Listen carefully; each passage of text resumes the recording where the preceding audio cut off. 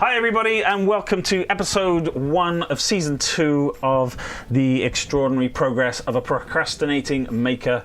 My name's Steve, and in today's episode we're going to be taking a look at my take on the choices whether to make something or buy something.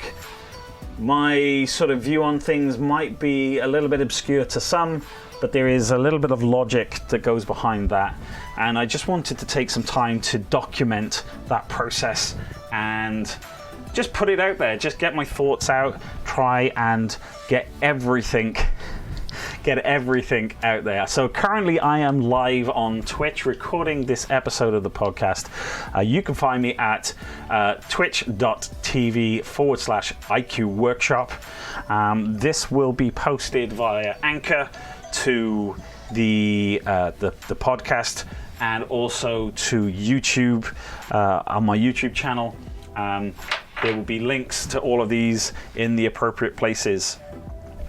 So, finishing up from episode 1, my podcast was essentially me with a recording setup of my mobile phone, driving to work, and as I meandered through the traffic and tried to avoid actually having a car crash, I would get my thoughts out.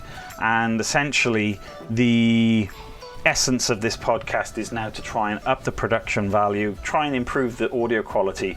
But I'm going to be doing this in one take. I'm probably going to make some misspeaks. I'm probably going to make some errors. I'm going to say some ums and ahs, but I'm going to really try and not to. See what I did there? And essentially, hopefully get my point across.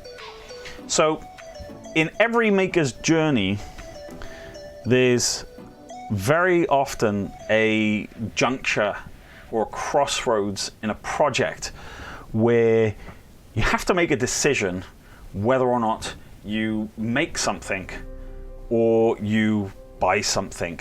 And that thing could be a small component within the project itself, or it could be the whole project piece in its entirety. So for example, a cosplayer might choose to build a prop versus make a prop. Somebody who is an electronics enthusiast might buy a component that allows them to go from A to B. It's that bridge piece that gets them to that place. Now, I like to think I'm quite observant, and I'm very aware that I think very differently to people around me, especially friends and family. They kind of look at me when I talk about some of the things that I make and the things that I'm interested in, and they kind of look at me as if I've got two heads. I don't necessarily think it's a bad thing, because I see things very differently to others, but I want to kind of like express the logic that sits behind some of these decisions that I make, and some of the harebrained schemes that I've done, doing, going to do. Some of them don't seem logical, but there's always a purpose that sits behind them. So I just want to talk very briefly around that sort of balance between buying and making. What is the real choices that we're making, or I'm making at that point in time? I think when it comes to my projects, I have a really good relationship with money. Money to me is a resource that I have at my disposal that allows me to execute a project. That money buys me a thing. But in reality, money buys me time, because if I'm buying something, I'm not making it. And when I make something, I'm expending time to learn a skill or to actually do the nitty-gritty bits and pieces of that particular piece of the project.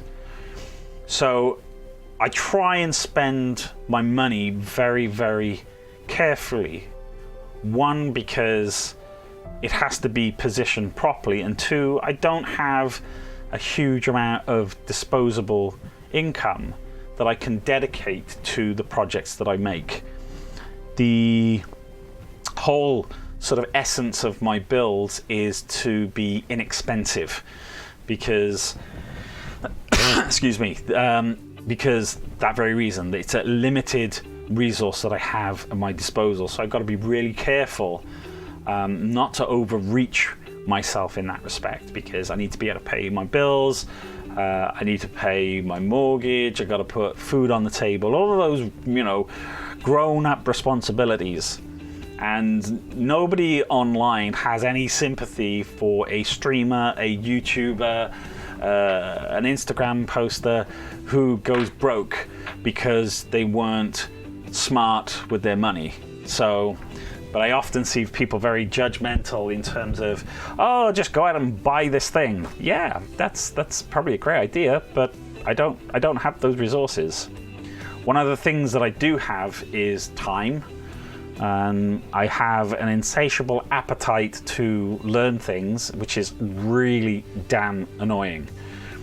So I think I probably should go into some examples of where I would buy. My chat is trying to make me laugh, and they succeeded fairly quickly. So ultimately, if I think about a project, okay, I'm going to take a project that I'm currently working on. I am working on a project that I have dubbed the Cheap Deck. It is a bit tongue-in-cheek to a device that is commercially available that controls not only a computer but also the broadcast software that I use to stream live on Twitch. And it enables me to switch between elements. And you can go out and buy a commercially available product. And there's 3 different varieties of this product. It's essentially a button box that can be programmed to perform particular actions to make things a little slicker. The smallest of which is probably between a range of 60 and 80 pounds. The medium range one I think is around 120 to 150 pounds, and there's an ultra wide version of this.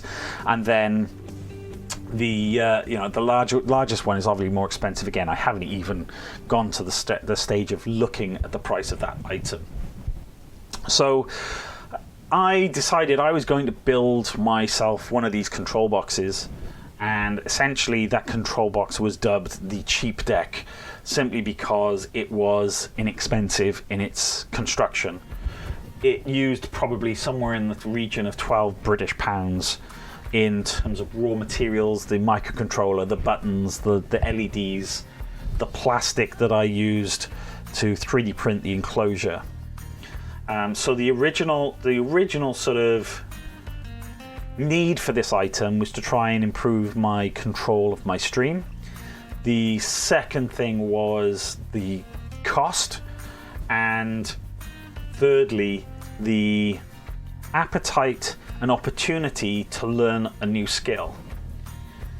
The skill that I was learning was programming. I had to learn how to program the microcontroller to be able to respond to the button presses and talk to my computer to be able to switch the scenes.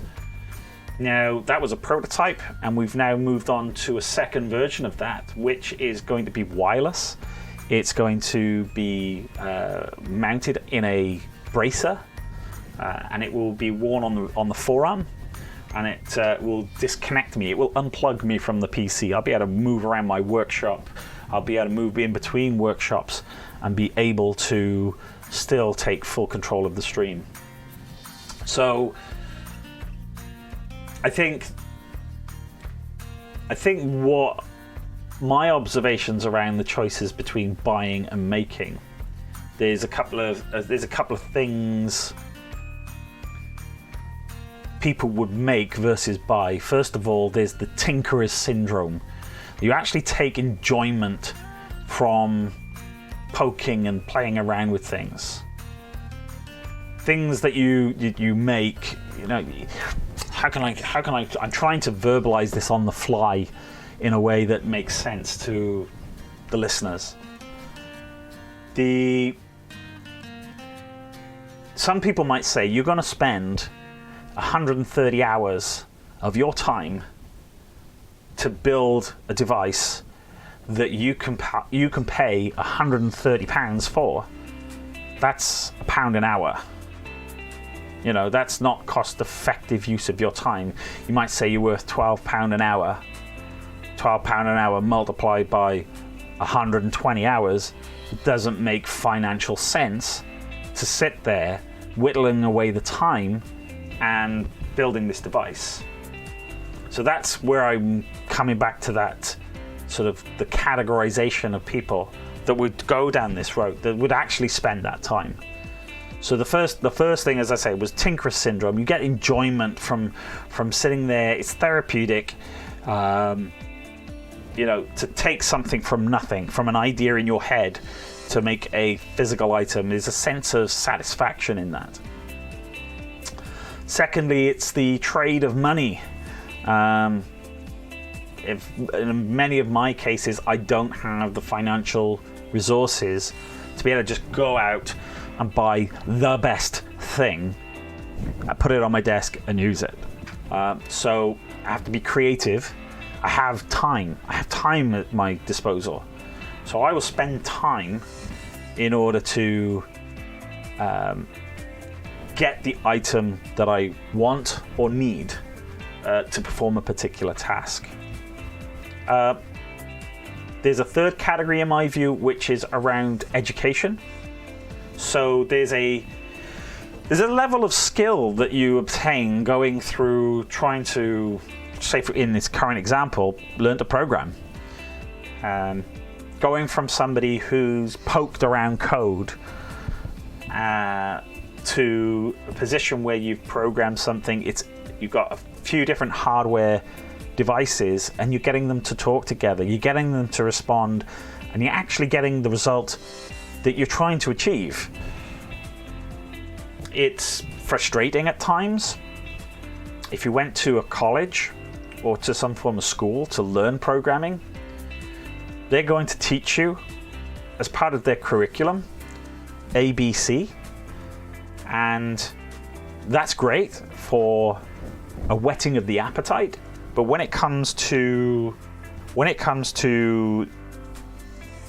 applying this to a real-world project that you want to achieve, very often there are things that will sit outside of that ABC, and you end up finding your journey takes a route of A, G, U, X, Y, I, J, Z. You know, you kind of go all over the place. There are curveballs at pretty much every turn. And that education that you went through didn't prepare you for that. Whereas sitting down, looking at some tutorials, looking at code examples, breaking the code down, understanding what the code is doing, then remastering that code so that you can get the outcome, you've now learned a skill, and it might take you longer to do that. It's a very varied journey going through that route, and it can be really frustrating, as I've had many encounters of frustration during the time that I've been learning programming. But perseverance is something I have in the bucket load. If nothing more, I am determined. I will not let anything get in my way of getting to the result that I want. And yes, there's been times I want to open the window and throw it out, but that's the times you walk away, get a coffee, chill out, don't do any more for the rest of the night, come back to it the following day. Maybe it'll make sense, maybe it won't, we'll find out. It's a journey, right? So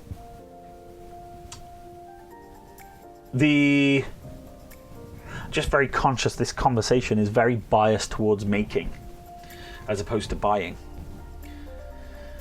So flipping the conversation a little bit towards the scope of buying, the arguments for buying,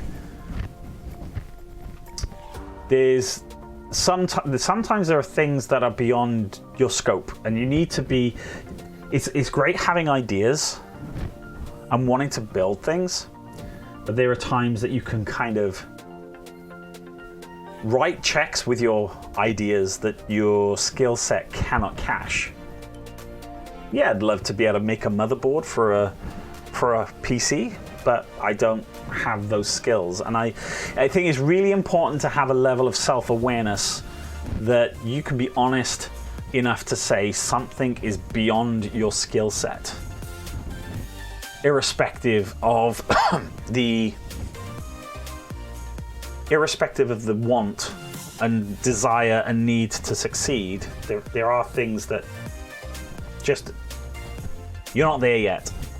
And you've got to be able to say that with 20/20 vision. So if something's too complex, then ultimately, yeah, you're going to need to buy that item if that truly is something that you want. But equally, if something's a consumable, for example, you might want to put something on a wall. You might have made a wonderful plaque, nicely CNC'd, inlaid with LEDs. It connects to your Wi-Fi. It's an Internet of Things device. It turns the lights on if you clap 3 times. It shuts the curtains around if you spin around on 1 foot. But you want to screw it to the wall. Are you going to take this maker thing to the nth degree and make the screws that you use to screw it into the wall? I mean, you ask yourself the question around tinkering. Yeah, that could be fun. Skill set. I learn how to turn a coarse thread. Am I ever going to use that again? Probably not. So the logic behind it has to weigh up for your use case. There are things that I've suggested I'm going to build that some people scoff at, and what people don't necessarily see is the context behind what I'm doing. What I'm doing is I'm gaining other things, not necessarily the item itself. I'm gaining the skill of programming. I'm gaining the skill of design. I'm sharpening that tool that is sort of UI design or actual product design. And it doesn't make sense to some people. And I've got to admit, I'm getting to the point where, you know, there are things that I want to make that I can really see on the horizon as being a reality because of the last project that I've done. And some of the projects I'm going to do next are going to be like really like what you look a complete fool. Why are you doing that? And it's ultimately to get that experience. I don't work in the product design environment. I don't have the luxury of this being my day job. So I've got to give myself challenges. And for the most part, the thing I'm going to get at the end of it, the item, the physical item I'm going to use. But there's so much more that I'm going to get out of the building of the device other than the item.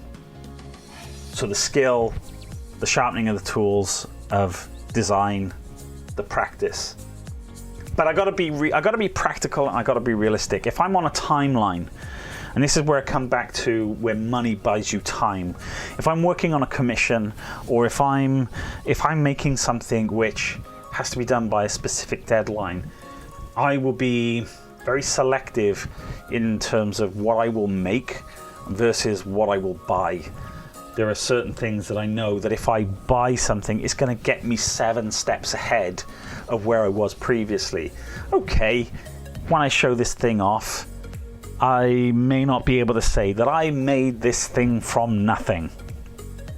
Everything in this item came out of my head and it's all mine. Because there is a bit of selfish satisfaction in being able to say that.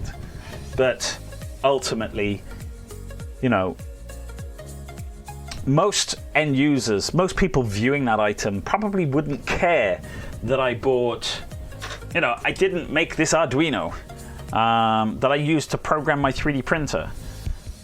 But nobody cares that I didn't make it. I was able to use it, I was able to program it, I got a job done. So So to some extent, I'm completely out of practice for this monologue. I'm just going to ask a question while we're recording the podcast. Is there any questions in chat around what I've spoken about so far? Is there anything you guys want to know? Do you want to throw some scenarios at me that I can process my logic to come to a particular outcome? And you can see what I've just monologued about a little bit in action. So yes, it's very important to have that conversation in your head around what you're willing to make versus what you're willing to buy. And ultimately, if it's cool with you in your gut, then nobody's really going to judge you too much on it. So Kevin's asked in chat, sometimes you have to make what you want because it can't be bought. Now, Kevin, you make a really good point. I'm going to use a very out there example here. Your hobby could be tool restoration. You might have an 1872 printing press, and one of the parts is completely broken. Now, that machine went out of circulation like over 100 years ago, maybe, you know? So where are those parts coming from? You know, you don't have a choice in going to your local Walmart and buying a cast iron piece or, you know, a particular brass bushing. So in that case, what you're going to do is, so if this was me in this scenario, I'd be looking at this and saying, okay, do I want to learn the skill of casting? Well, this is me, right? Of course I want to learn how to cast. I studied casting when I was in college. I never got to use it in anger in a day job. And, you know, anything that brings me closer to potentially maiming or killing myself, to some extent, makes me feel alive, right? Because you have a level of concentration for self-preservation. So those things are cool. Anything that has the potential to go bang or catch fire is cool in my book. So there's that, yeah? Some people may not have that level of confidence to be able to do that. So what are your options? Well, your options are to look in your local area for any artisan sort of craftsmen that have the ability to cast. You know, you could commission somebody to make this item for you. Now, I don't know if I said this in my Twitch live streams previously, which is I'm really big into astronomy. One of my ambitions growing up through my teens and probably into my mid to late 20s was I wanted to build a telescope, and not just any telescope. I wanted to build a large aperture telescope based on a Newtonian design. We're not going to go into the specifics of the design of the Newtonian telescope beyond the fact that there's a mirror at the bottom and there's a mirror at the top and there's an eyepiece that you look through. I was looking at something which was anywhere between 20 and 30 inches in diameter, and looking at the internet at the time, looking out there for sort of components, there were no components available. The bearings that I wanted, I couldn't get because obviously I wasn't a business. I'm just some guy with a weird ass interest. So to go out and get this stuff, certainly for me in the UK, I didn't know where to go. I didn't know how to get this stuff.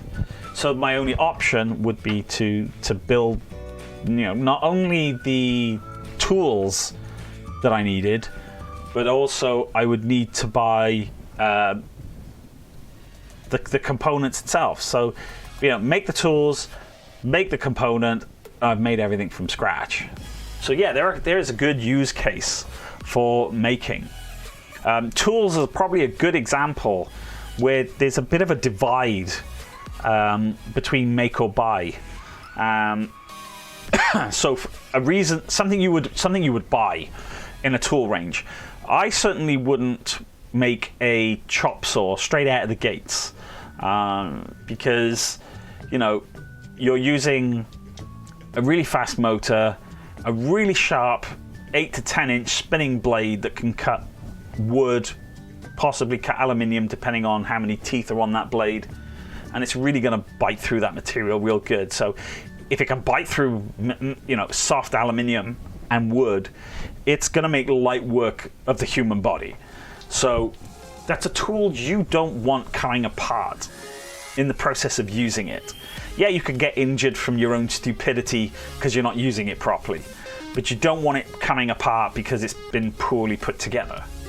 So you invest your money to give you the time back of not having to make that product, and also you leverage the expertise of the design crew that sit behind a particular brand, such as Makita, DeWalt, and other manufacturers are available. So that's a good example of where you would buy a tool. Where you might make a tool, well, if we're talking in woodworking terms, you might make a jig. You might make a jig that is capable of mitering frames for pictures. Yeah, you make your own picture frames, and you might have scrap material lying around, and you can put a jig together that may cost you 140, 150 pounds, and you can do that out of scrap.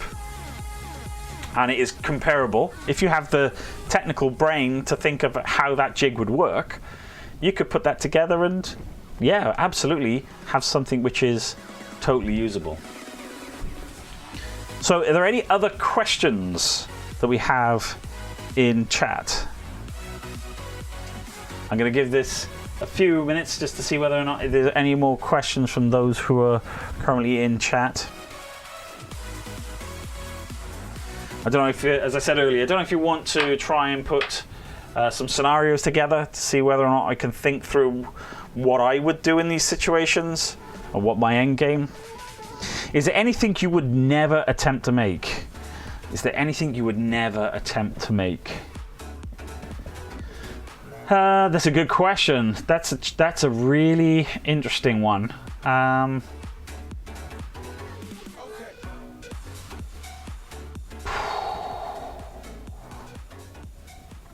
So I can't think of anything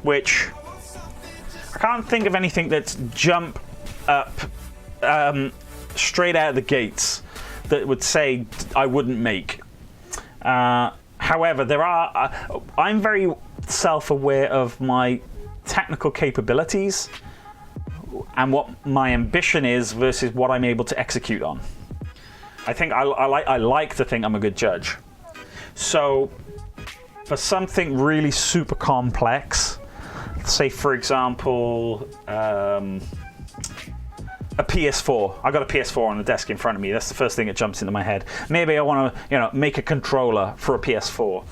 I know I lack the skill in electronics, in the circuit design, to be able to put something together that is either equal or comparable in terms of usability and quality. It's a case of I just wouldn't even go there because I know I would be wasting my money, and the skill level that I would how can I put it? If I wanted to level up, I'm not going to level up to the degree that I want to. So what else would I never make? Never make. So there's that. So there's the technical capability. And also, I know I said about, getting closer to things that can hurt you, makes you feel alive, but I am not reckless. I like to think I'm not reckless. So there's probably a limit to if I think something is going to physically harm me or someone else, and I'm unable to mitigate the pinch points of whatever it is I'm doing, then I won't attempt it. And I'll give you a good example of that. I used to make biodiesel, and biodiesel essentially is cooking oil, whether that's a solid or a liquid, and it is essentially converted into a fuel. There is a chemical reaction that takes place that produces the biofuel. There is a waste product, and there's some really nasty chemicals involved, and ultimately there's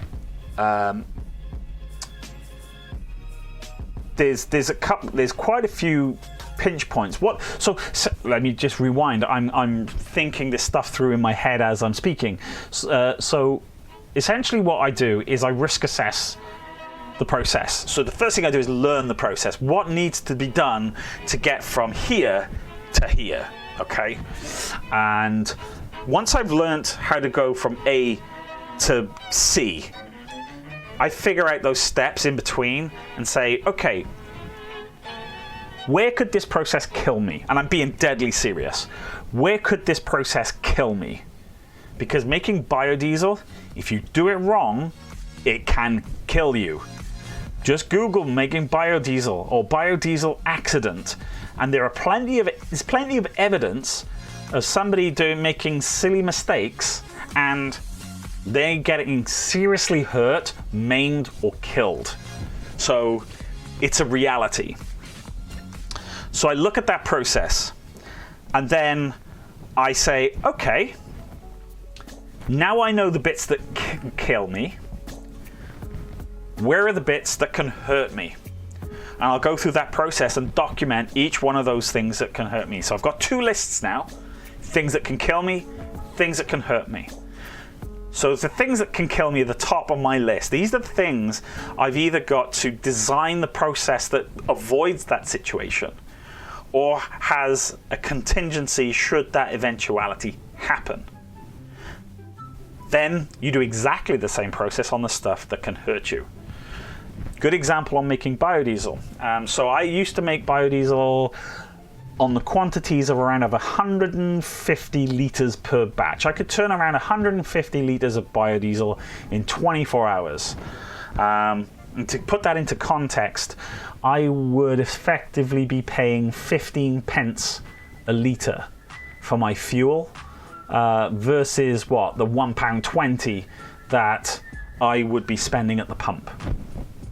So you fill your oil, your vessel that holds the oil.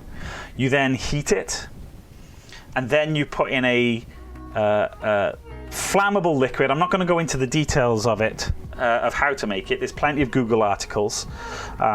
But you put a flammable liquid in, and we can talk about this on Discord if we need to.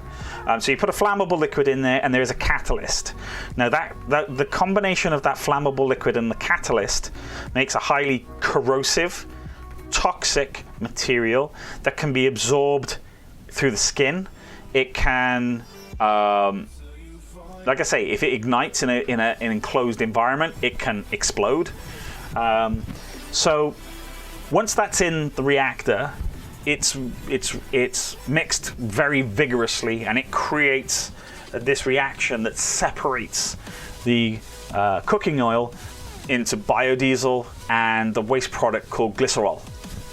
Now, the big thing about this process is you've got a heating element that you turn on to heat this oil. If your heating element is above the oil level, so it's in air, it will heat up and it will ignite the vapors and it will explode. That's not good. So you mitigate that by putting, what I did was I put a sight tube, a breathable sight tube.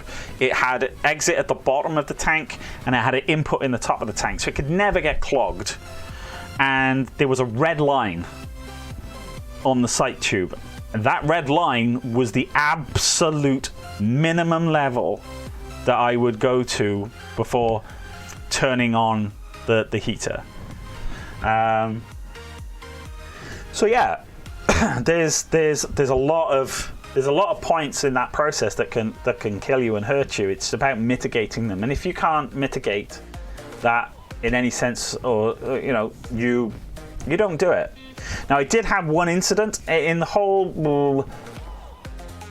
How many years would it have been? I've probably made biodiesel for about 6-7 years, and in that whole time, I only had one incident, and I actually splashed this flammable caustic liquid in my face. But I was prepared for that eventuality. I had running water close by because it was planned for if anything like this ever happened.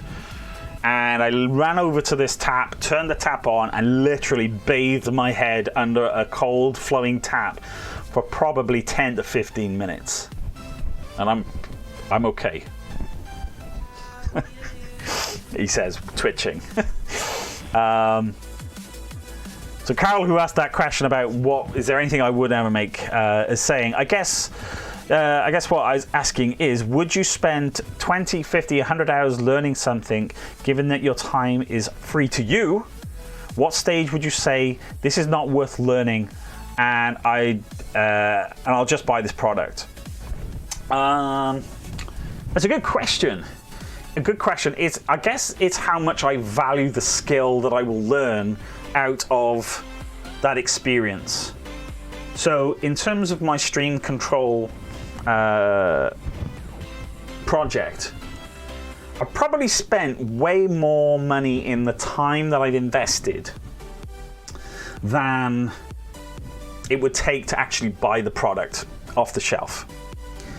The skill that I've extracted from this project is, well, to me, immeasurable. I'm learning the programming, I'm learning the hardware interfacing, and I am going to be able to transfer that skill to something else. That's the kicker, right? If it's something you're going to do once and never again, then you really got to think to yourself, should I do it? If it's something that you know you're going to be able to transfer and repeat, reuse, build upon, develop, all of that sort of good stuff, then in my book, it probably would be a worthwhile exercise in learning it. And if in nothing else, I've got the entertainment value because I'm a tinkerer. I enjoy. When I was a kid, I used to love taking toys apart. At the very beginning of that process, I wasn't very good at putting them back together. And my family wasn't particularly affluent. I didn't have that much as a child. So I had to learn pretty quickly on how to put this stuff back together so that nobody knew I took it apart in the first place. And that's ultimately where my sort of passion for making has really come from. Is, that childlike curiosity to understand what's going on underneath the hood of something. You first start by prying something apart, and then you realize, that breaks it. There's hidden screws. You lift this little sticker, there's a screw. Aha! Okay, it comes apart, and it goes back together. Does that answer your question, Carol?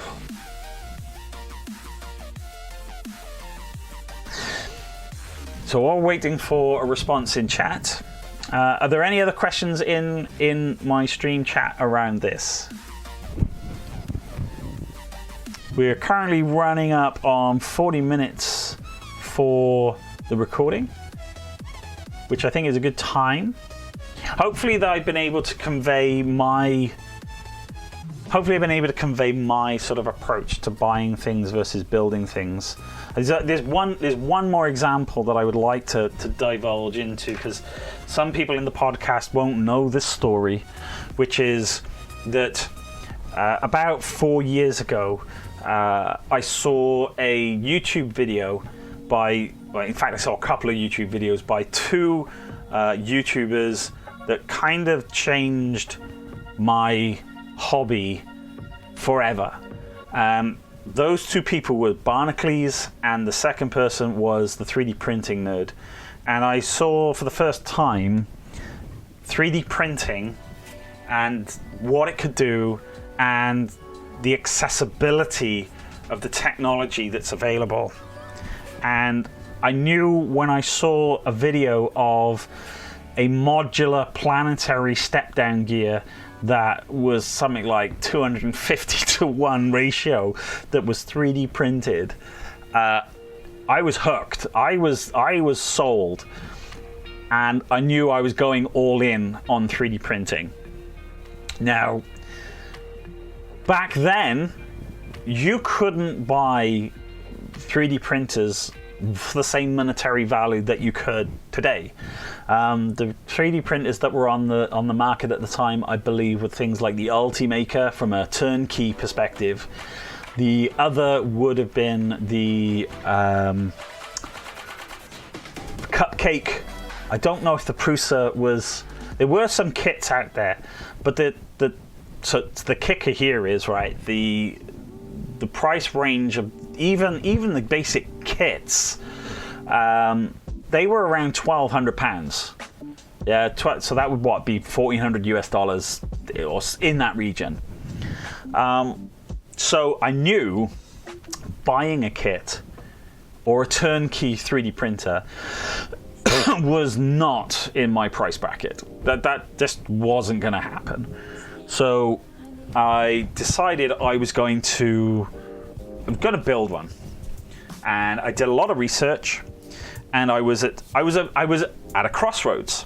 And the crossroads in this particular scenario was I could either try and build a resin SLA type printer, which I was really confident in being able to do, because one of my previous projects I did way back when was to build a projector from scratch. That's something I have done. So I understood the sort of technology that would need to work inside the SLA printer. The liquids were really, really expensive at the time. We're talking well over £100 for a bottle of UV cure resin. So I was looking at that as an easy entry into 3D printing, because the mechanics of it was simple. It was one single axis that would raise the build platform out of this puddle of UV resin, and the 3D object would be built by the image display below. And that to me was like, yes, that's the route. But what killed it for me was, at the time, so in order to be able to 3D print, you need a piece of software called a slicer. That slicer essentially takes your 3D model and breaks it down to really thin layers, and either gives the instructions to the 3D printer to build it, or it displays an image of what that layer looks like, so that a visual display system can project that image, cure the resin, move on to the next layer, a layer at a time. That was the thing that got me as well. The simplicity of the mechanics of it, and also the fact that it built one layer in one go, and then it moved on to the next layer. So in theory, the speed of print would be increased, it would be faster. But this thing that killed that idea was the slicers. I couldn't find a slicer that would turn a 3D model into an image sequence. And even if I could, how do I then also synchronize that with the Z-axis stepper control, so that, you know, we get the movement and the object gets built? So I did a bit more research and came across a design for a 3D printer called a Rostock printer. The Rostock printer is a Delta printer. You've probably all seen, if any of you have seen anything to do with 3D printing, you've probably all seen a Cartesian type printer, where you have the traditional X, Y, and Z axes laid out in the, to form a cube. What was different about the Rostock was that all of those three axes are rotated, and they sit in a triangular formation in a vertical sense. And there are arms that come down from each of those columns to to a centerpiece called the end effector. And all three of these axes work together in a ballet, if you like, to move this end effector around the build volume and builds the 3D object. And that's the design that I chose to build. I literally done months of research trying to find parts for the linear rails, for the plastic parts, and you know, the motors, the electronics, and like 5 or 6 different suppliers later, I had a pile of parts. And now I've got to assemble this into a 3D printer. So over the weeks and months, I put this printer together and I actually got usable results. This thing actually printed. I couldn't believe it. I was beside myself that I had actually made this damn thing, you know? And the reasoning that I chose to go on that journey, because trust me, trying to level a Delta printer that you've made, cobbled together, it's chasing ghosts in a machine. And I'm going to come on to a point in a second. The reason I decided to build this thing was one, cost. The cost of trying to build, I couldn't afford it. I think I paid £300 for my Delta printer built. Okay, I had to buy the parts. I was the support system.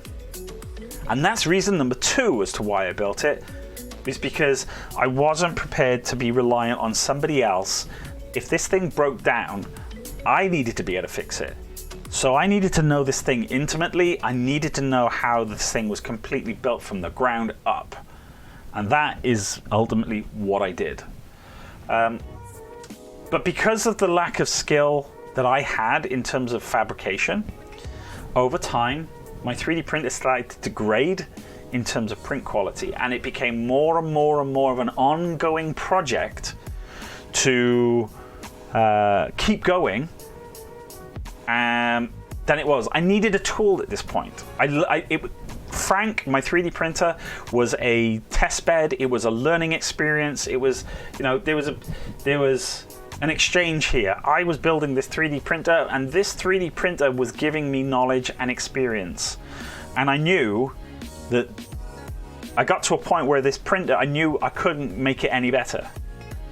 And the quality was slipping away, and I was having to work harder to keep it working, and it would break down. And I'd work harder to keep it working, and it would break down. And I'd had enough. That's like a threshold that I reached. Now, during this time of me experimenting and getting this 3D printing working, what was happening in the real world was companies were realizing that people were interested in 3D printing, and 3D printing really hit a groove, and we started getting things mass produced. And what happens when you get things mass produced? The price comes down. I was able to buy the CR10 3D printer for £300. So for the same money that I paid for my cobbled together printer, I got this.